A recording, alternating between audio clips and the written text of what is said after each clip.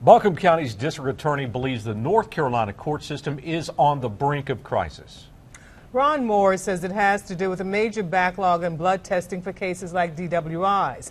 News 13's Mario Boone explains why Moore says this is a threat to the public.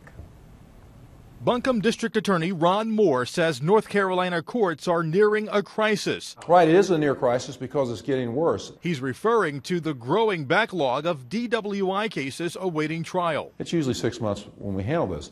Now it's a year or more because we don't have the blood results. DWI cases stuck in legal limbo because of a massive blood testing backlog at the SBI crime lab in Raleigh. The reason it's getting worse is because the analysts are having to go out into the hinterlands so that the defense lawyers can see the whites of their eyes before they will plead guilty. Pending criminal charges for suspects who really are innocent can be just as devastating as a guilty verdict. In this economy, I know it's got to be very difficult with pending criminal charges to seek new employment. Certainly, it's not in the spirit of our system of justice. Suspected drunk drivers are well aware of the problem. Many of them simply obtain a new license while awaiting trial. So yes, there is a risk to the public. The law gives defendants the right to confront their accuser, which means crime lab technicians must testify in court about evidence they analyze. Unfortunately, the only people who test blood are based in Raleigh and Greensboro. That means western counties like Buncombe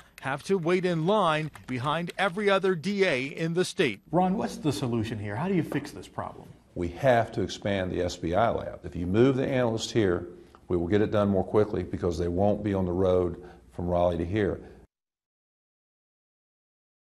Now, an SBI spokeswoman says the crime lab is completely overwhelmed. In fact, she says that the analysts who work at the lab are undergoing mandatory overtime to deal with the backlog.